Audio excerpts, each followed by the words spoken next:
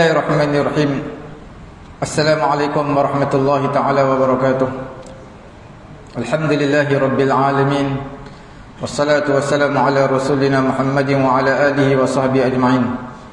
Allahumma aghnina bil ilmi wa zayyinna bil hilmi wa akrimna bit taqwa wa jammilna bil afiyati ya arhamar rahimin. Rabbi shrah li sadri wa yassir li amri wahlul 'uqdatam min lisani yafqahu qawli.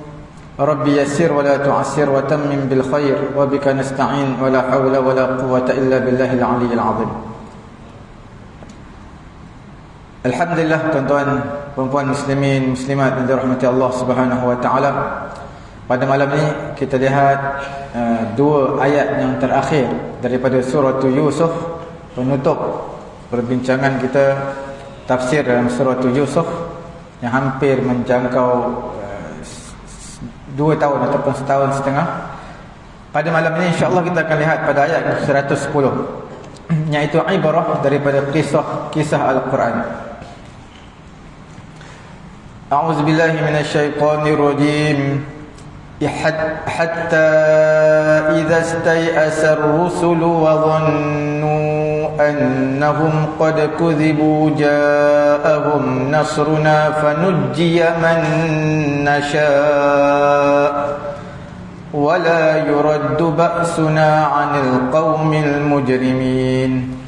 Sehingga apabila nabi-nabi telah berputus asa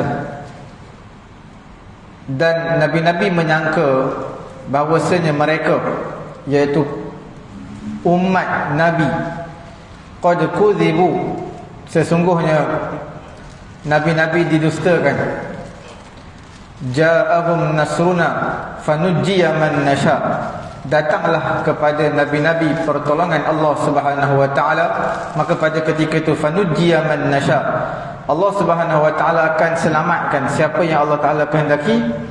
Wala yuraddu ba'suna 'anil qaumil mujrimin, dan azab Allah tidak siapa dapat menolaknya dan daripada terkena kepada orang-orang yang berdosa. Pada ayat yang terakhir, ayat ke-111, laqad kana fi qasasihim 'ibratun liulil albab, sesungguhnya ada ibrah dalam kisah mereka, kisah nabi-nabi, liulil albab, bagi mereka yang mempunyai akal, bagi mereka yang berfikir. Ma kana hadithan yuftara walakin tasdiqal ladzi baina yadayhi wa tafsila kulli shay'in wa hudan wa rahmatan liqaumin yu'minun.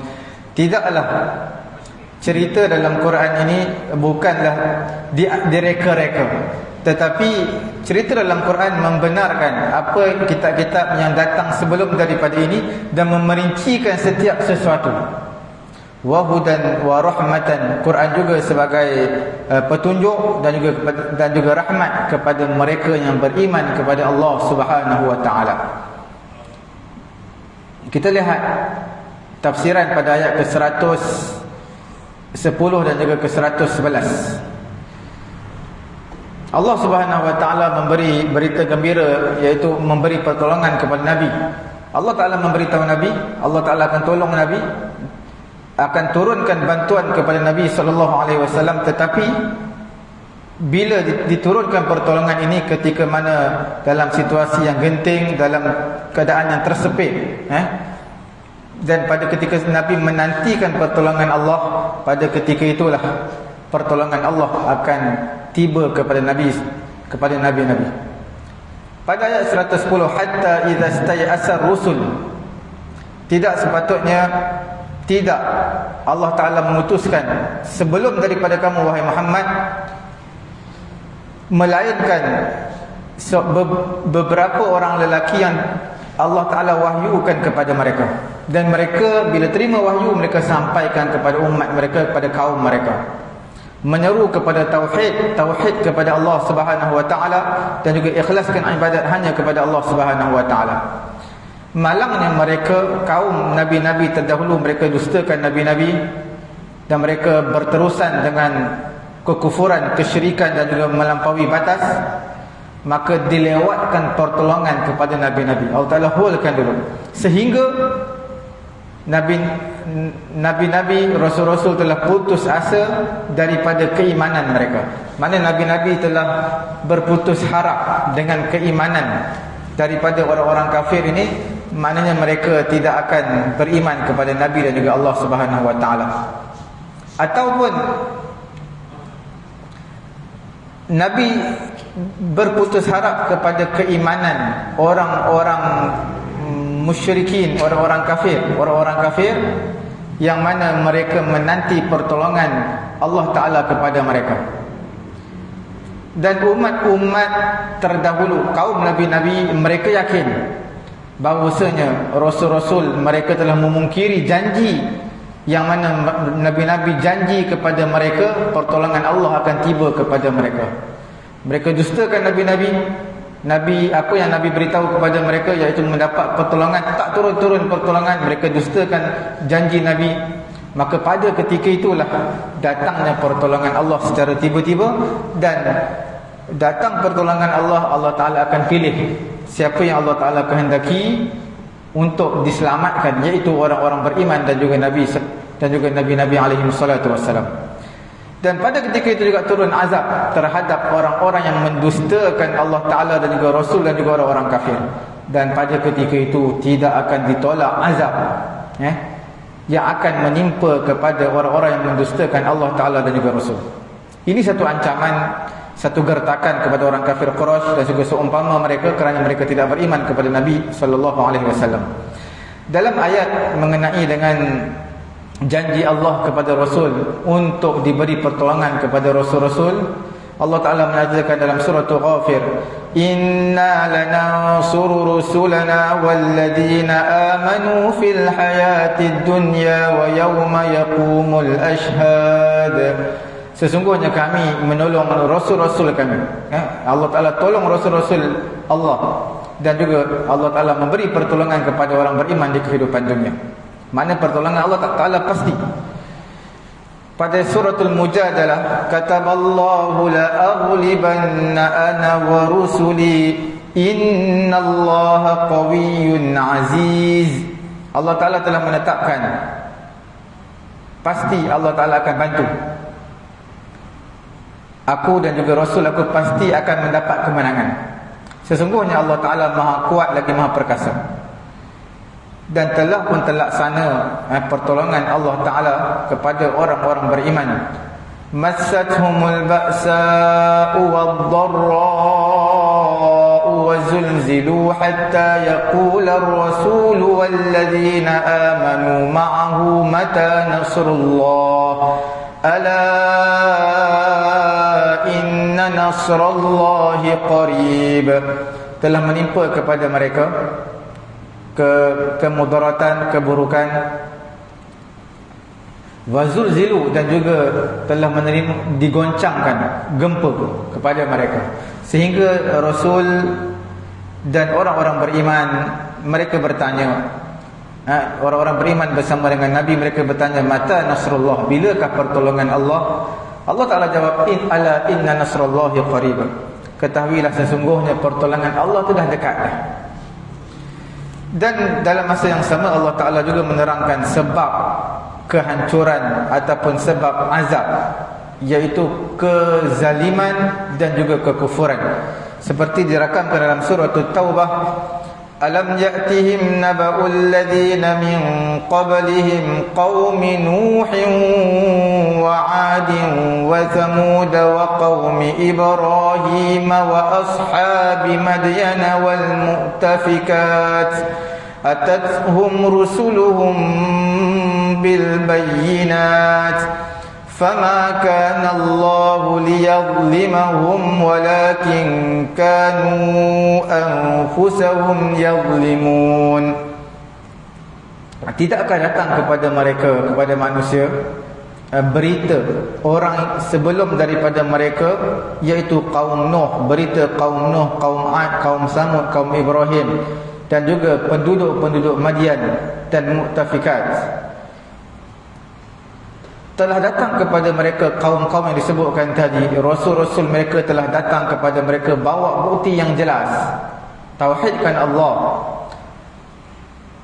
Dan tidaklah Allah Ta'ala menzalimi mereka, tapi mereka lah menzalimi diri mereka sendiri kerana tidak mahu beriman kepada Allah Subhanahu wa Ta'ala. Dan di antara pertolongan Allah, di antara azab Allah yang diturunkan kepada orang kafir, itu adalah ketetapan sunnatullah. Sunnatullah yang Maha Esa, sunnatullah yang satu terhadap hamba-hambanya. Apa sunnatullah? Allah Ta'ala tak akan berlaku zalim, tidak akan berlaku zalim dalam sunnatullah. Sunnatullah adalah perkara buat baik dapat baik, buat jahat dapatlah balasan kejahatan. Sunnatullah tidak akan ada kezaliman dalamnya, dan tidak ada pilih kasih dalam sunnatullah. Orang kafir Quraisy seumpama orang kafir yang telah terdahulu. Maksudnya orang kafir telah terdahulu dibinasakan oleh Allah kerana mereka dustakan Allah, mereka dustakan Nabi mereka. Samalah orang-orang kafir Quraisy, mereka akan dihancurkan dan akan diturunkan azab kepada mereka kerana mereka melakukan perkara yang sama, kufur kepada Allah, kufur kepada Nabi mereka. Berhak mereka untuk mendapat azab di atas perbuatan kemungkaran mereka, iaitu kekufuran yang berterusan. Allah Ta'ala merakamkan dalam suratul Qamar, akuffarukum khairum min ulaikum am lakum bara'atun fiz zubur. Adakah kekufuran kamu lebih baik berbanding dengan mereka ini? Adakah bagi kamu ada satu perlepasan dalam kitab-kitab terdahulu, iaitu kamu bila kufur tidak akan diazab oleh Allah? Adakah satu perlepasan dari kitab yang telah terdahulu? Quran tanya, adakah kekufuran kamu lebih baik berbanding kekufuran umat yang telah terdahulu? Dinukilkan tafsir dalam ayat 110 ini, hatta idza stay'asa ar-rusulu wa dhannu annahum qad kudzibu. Qad kudzibu dibaca dua cara bacaan. Ada satu qiraat dibaca kudzibu, ada satu qiraat ditasydidkan, disabdukan qad kudzibu.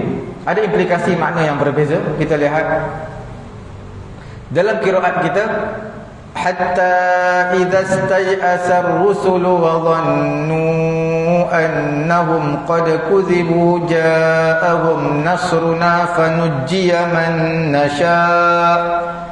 Tidak disabdukan. Satu qiraat dibaca sabdu. Daripada Aisyah radhiyallahu taala anha, riwayat daripada Imam Al-Bukhari, Aisyah kata dia pernah berkata kepada anak saudaranya yang bernama Urwah bin Zubair. Urwah bin Zubair pernah bertanya kepada Aisyah radhiyallahu taala anha mengenai ayat 110 dalam surah Yusuf, hatta idza stay'asa ar-rusulu wa dhannu annahum qad kudzibu. Hatta idza stay'asa ar-rusul, sehingga apabila nabi-nabi berputus asa. Ma'azallah, minta berlindung daripada Allah Subhanahu wa taala, nabi-nabi tidaklah seperti mana kamu sangkakan. Nabi-nabi tidaklah dia menyangka terhadap Tuhannya seperti itu. Nabi-nabi takkan berputus asa, takkan sangka buruk kepada Allah Subhanahu wa taala.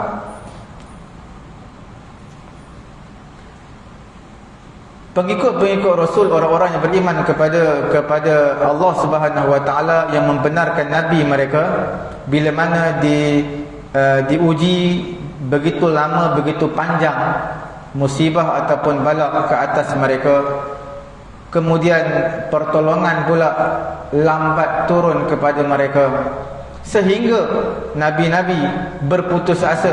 Bukan berputus asa terhadap rahmat, terhadap pertolongan Allah, tetapi sehingga nabi-nabi berputus asa terhadap orang-orang yang mendustakan mereka, mendustakan nabi-nabi di kalangan kaum mereka sendiri.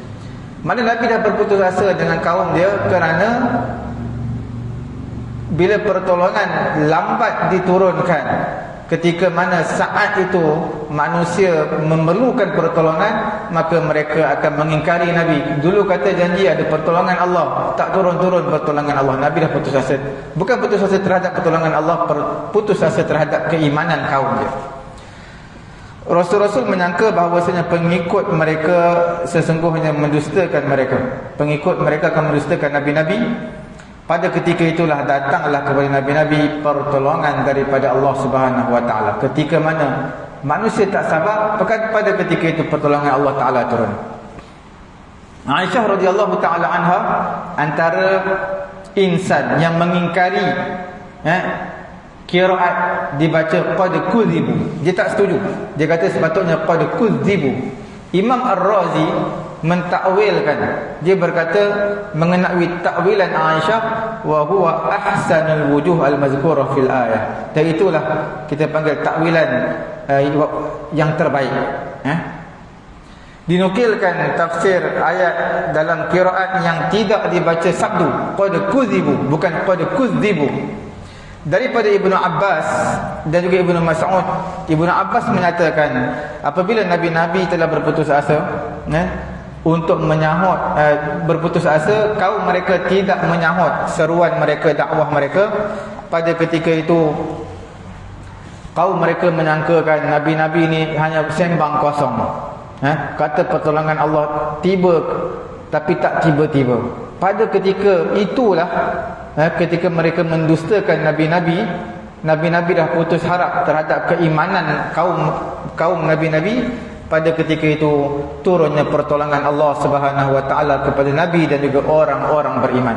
Ibnu Mas'ud menyatakan hatta idza stay'asa rusul, sehingga Nabi-Nabi berputus asa terhadap keimanan kaum mereka untuk beriman kepada Nabi. Dan kaum mereka menyangka bila lambatnya turun, qad kudzibu, mereka sebenarnya telah dimungkiri janji, mana janji palsu. Inilah pendapat masyhur daripada majoriti di kalangan ulama. Kesimpulan yang kita bincang panjang lebar tadi mengenai dengan, saya simpulkan, sekiranya qiraat dibaca dengan takhfif, iaitu tidak dibaca sabdu, hatta idza stay'asa ar-rusul wa dhannu annahum qad kudzibu. Kemudian ayat lepas dia wa dhannu itu kembali kepada kaum Nabi. Mana kaum Nabi mereka yakin, wa dhannu. Sebab apa diletakkan wa dhannu itu kembali kepada kaum Nabi, bukan kembali kepada Nabi? Kerana sebelum itu kan diceritakan tentang kaum Nabi pada ayat 109, afalam yasiru fil ardi fayanzuru kaifa kana aqibatul ladina min qablihim, fayanzuru kaifa kana aqibatul ladina min qablihim alladina min qablihim. Jadi pada ayat 110 wa dhannu adalah kembali kepada alladina min qablihim, iaitu kaum nabi-nabi.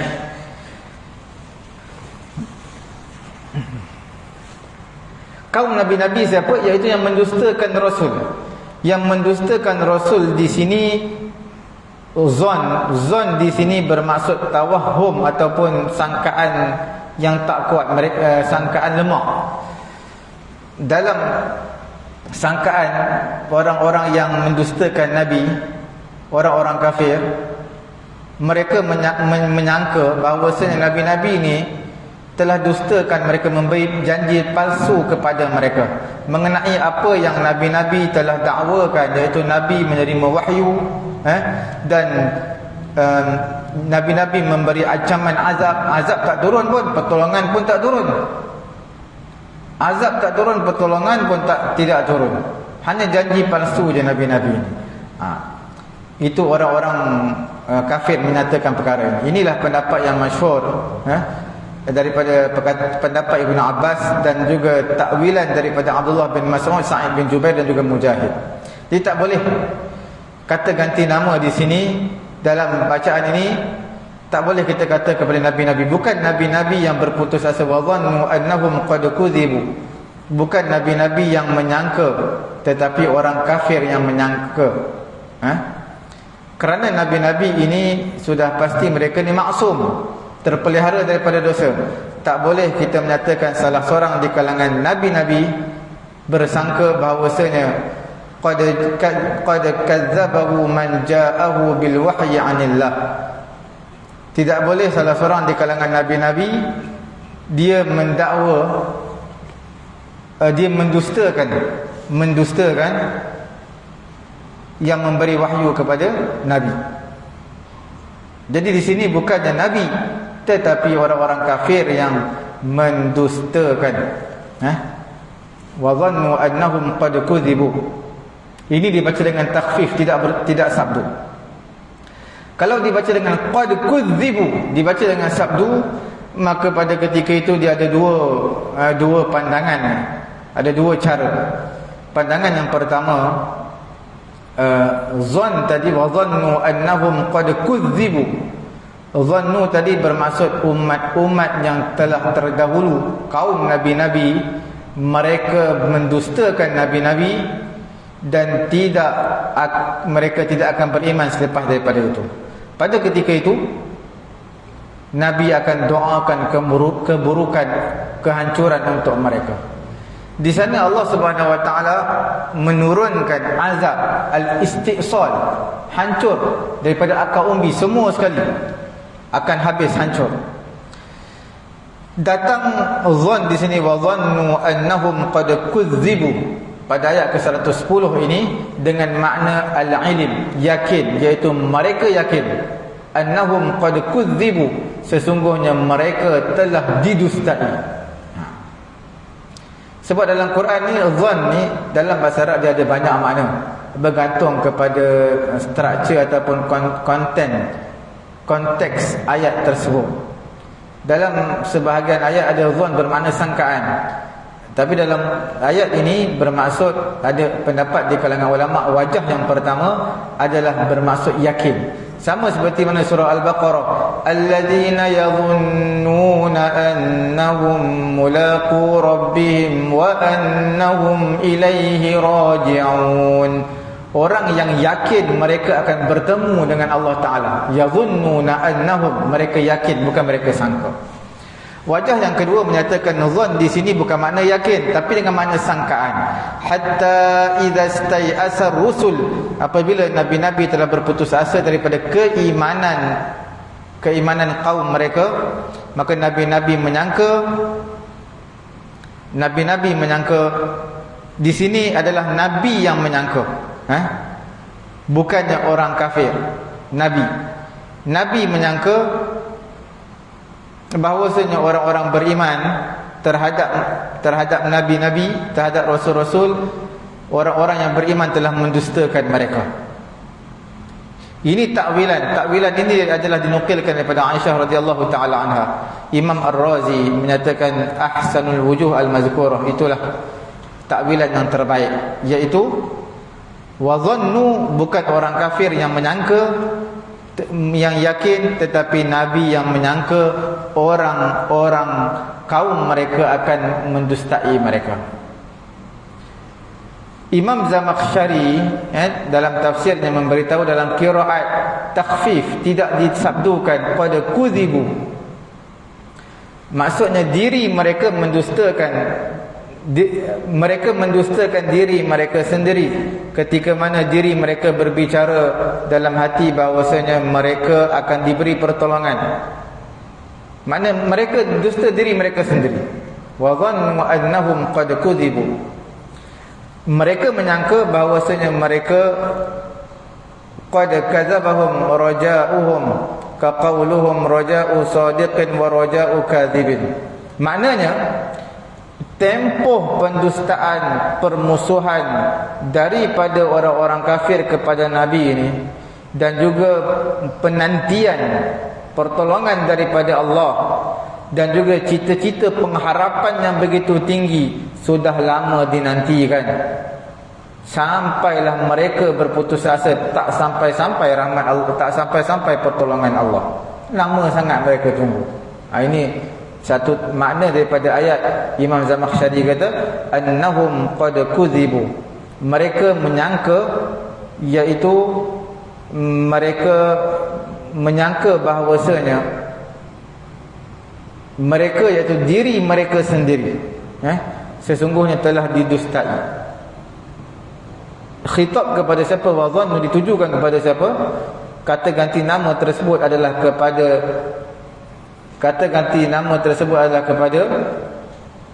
diri mereka sendiri, kaum Nabi. Sebab mereka dah nanti nama ni tak turun-turun pertolongan daripada Allah, sehingga mereka dah berputus asa. Dan mereka dalam sangkaan buruk mereka kata tidak ada pertolongan bagi nabi-nabi di kehidupan dunia.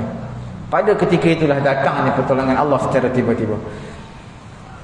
Kemudian selepas Allah Subhanahu wa taala menyebutkan objektif yang umum dalam kisah Al-Quran, objektif yang umum apa? Objektif yang umum bermaksud Nabi, iaitu orang-orang beriman, nabi-nabi akan diberi pertolongan Allah oleh Allah Subhanahu wa taala, akan diselamatkan. Sebaliknya berlaku kepada orang kafir, akan dibinasakan, akan menerima azab yang keras. Allah Subhanahu wa taala menyatakan, laqad kana fi qasasihim ibratun, sesungguhnya dalam perkhabaran cerita nabi-nabi al-mursalin, yang nabi-nabi yang diutuskan bersama kaum mereka, bagaimana Allah Ta'ala selamatkan orang beriman, Allah Ta'ala binasakan orang-orang kafir. Sesungguhnya pada kisah-kisah ini terdapat satu ibrah, satu izah, iaitu satu pengajaran, tauladan kepada orang yang mempunyai akal, orang yang mempunyai fikiran yang waras. Mereka akan berfikir, apakah pengajaran daripada kisah yang dibacakan, yang mereka baca.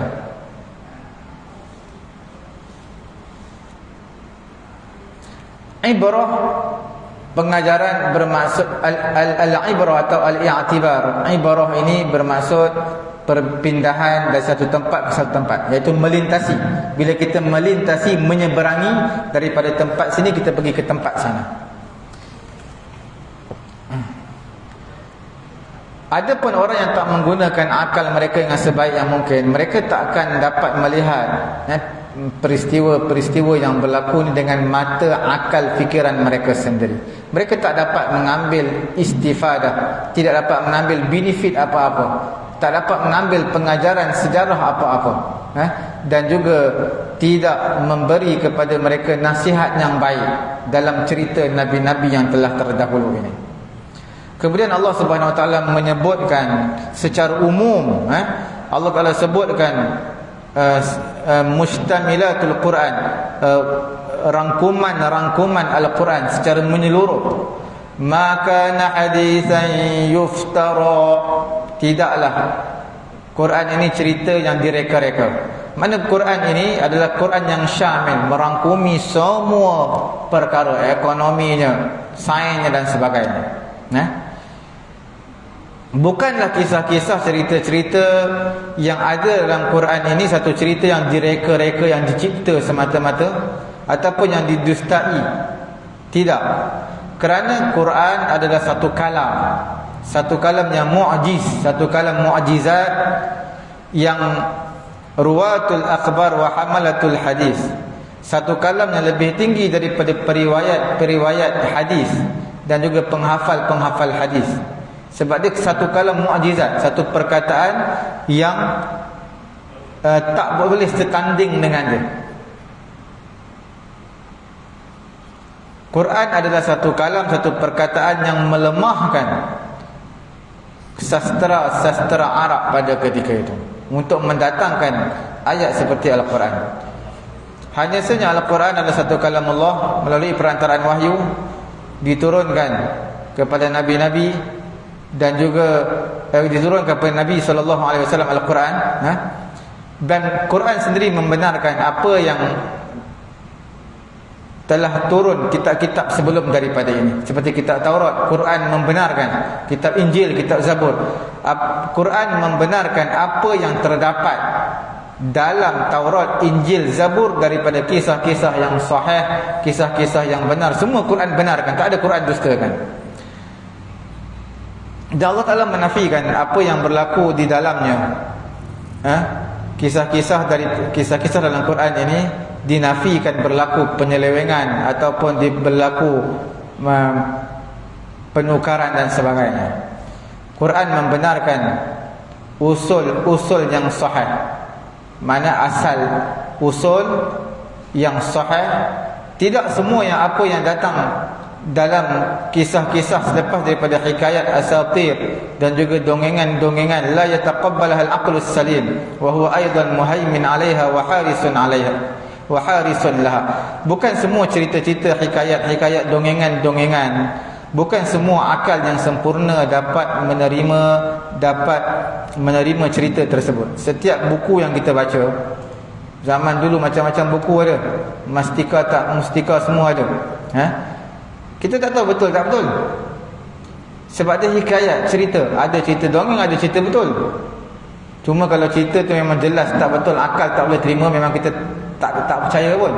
Tapi Quran ini satu kalam, perkataan, cerita yang bukan dongengan dan cerita yang pasti, kerana ada zat yang menjaga Al-Quran daripada diselewengkan. Al-Quran juga di dalamnya ada pemerincian setiap sesuatu halal dan haram, setiap perkara yang disukai, yang tidak disukai, setiap suruhan, setiap larangan, setiap ancaman, setiap janji manis, semuanya, setiap sifat-sifat Allah, semuanya ini terdapat di dalam Al-Quranul Karim. Kisah-kisah Nabi, dan tidak akan berlaku penyelewengan sampai hari kiamat. Ma farratna fil kitabi min syai'.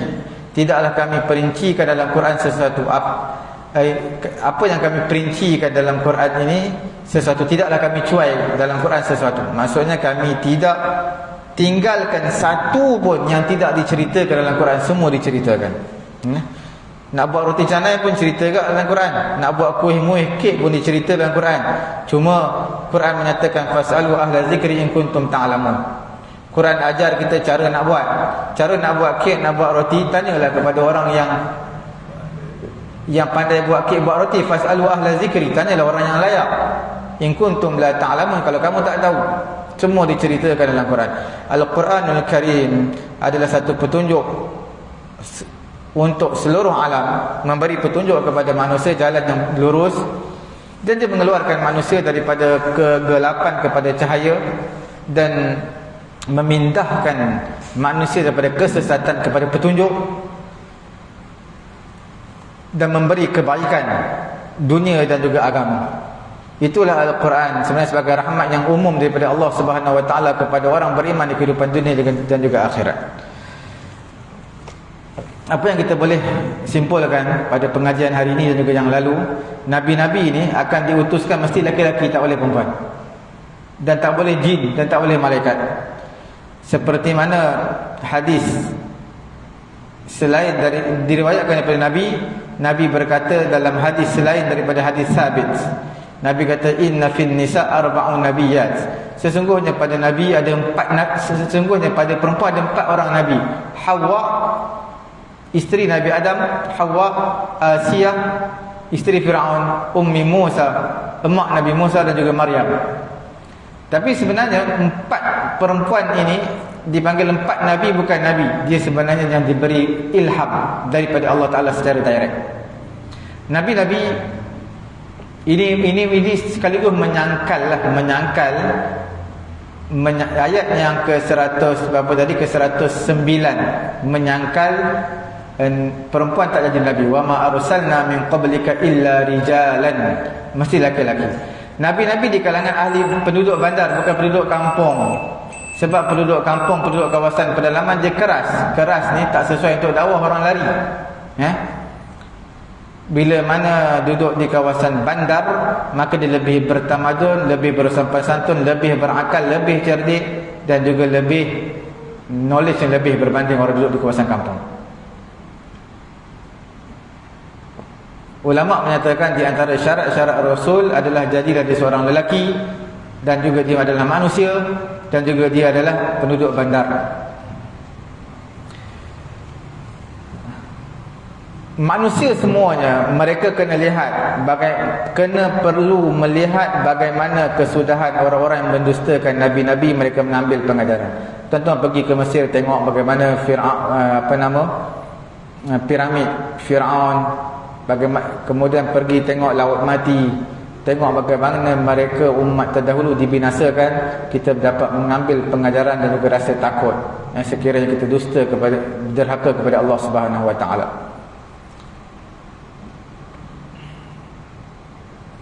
Dan makna yang kita bincangkan tadi mengikut pendapat jumhur, majoriti di kalangan ulama, qad kuzibu, tidak dibaca sabdu. Itulah pendapat majoriti ulama, iaitu kaum nabi-nabi mereka menyangka bahawa senyara nabi-nabi mendustakan mereka, iaitu nabi-nabi kata azab akan turun kalau mereka tak berdusta, tapi tak turun-turun pun.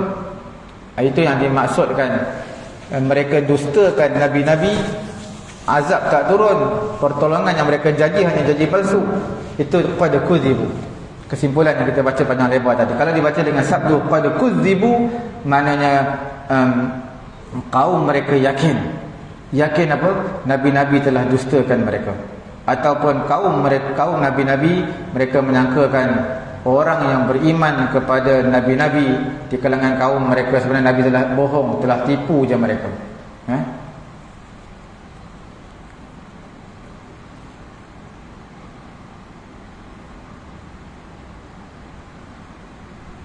Dalam kisah umat yang telah terdahulu, di antaranya kisah Nabi Yusuf AS, kisah ayahnya, kisah adik-beradiknya, itu semua kita boleh mengambil pengajaran bagaimana bangun turun, bangun dan jatuhnya Nabi Yusuf AS sekejap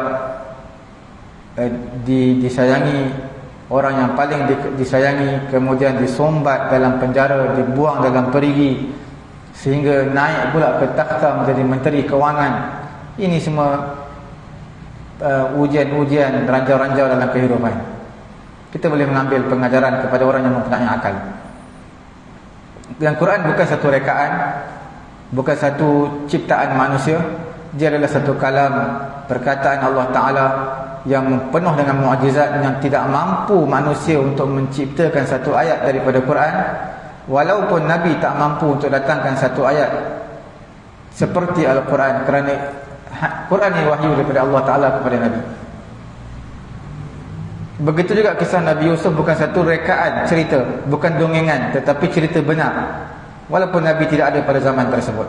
Al-Quranul Karim bukanlah Quran yang mendustakan kitab-kitab yang telah terdahulu. Tidak, tetapi Quran membenarkan kitab-kitab yang telah terdahulu. Kerana Quran Allah Ta'ala jaga sampai hari kiamat. Kemudian Quranul Karim padanya ada tafsil. Tafsil ini bermaksud pemerincian setiap sesuatu yang manusia berhajat kepadanya, perkara yang halal, perkara yang haram, pensyariatan, hukum hakam dan sebagainya. Dan Quran juga sebagai hidayah, rahmat daripada Allah kepada hamba-hambanya, kepada orang beriman, menyelamatkan manusia dari kesesatan, mendapat petunjuk, menyelamatkan manusia dari kerosakan ke arah kebaikan. Dan kisah Nabi Yusuf ini jadilah dia ada 5 perkara yang kita boleh ambil. Perkara yang pertama, dia adalah ibarah, pengajaran kepada orang yang mempunyai akal. Perkara yang kedua, kisah Nabi Yusuf ini adalah bukan kisah rekaan yang dicipta-cipta, yang direka-reka. Sebab Nabi tak baca pun buku-buku dongengan ataupun tak baca buku-buku yang lain melainkan Al-Quran. Dan Nabi tidak menjadi murid kepada seseorang untuk belajar tentang kisah-kisah umat terdahulu, sejarah-sejarah, tak ada. Dan Nabi tak bercampur dengan ulama-ulama. Walaysa yakzibuhu fi nafsihi li'annahu la yasihul kazib minhu. Dan Nabi bukanlah pendustaan datang berdiri Nabi, kerana Nabi mustahil dia seorang yang berpendusta. Kemudian penafsilan ataupun pemerincian setiap sesuatu daripada kisah yang berlaku kepada Yusuf AS bersama ayahnya, bersama adik-beradiknya. Di antara bukan semua surah diceritakan secara terperinci. Sebenarnya ada kisah Nabi-Nabi. Ada sebahagian Nabi diceritakan secara terperinci, ada yang tidak terperinci. Tapi kisah Nabi Yusuf diperincikan satu persatu. Dan mengenai ibrah yang kita boleh ambil lagi, kaunuha hadiyun fid dunya, menunjukkan kisah Nabi Yusuf ini sebagai petunjuk hidayah di kehidupan dunia.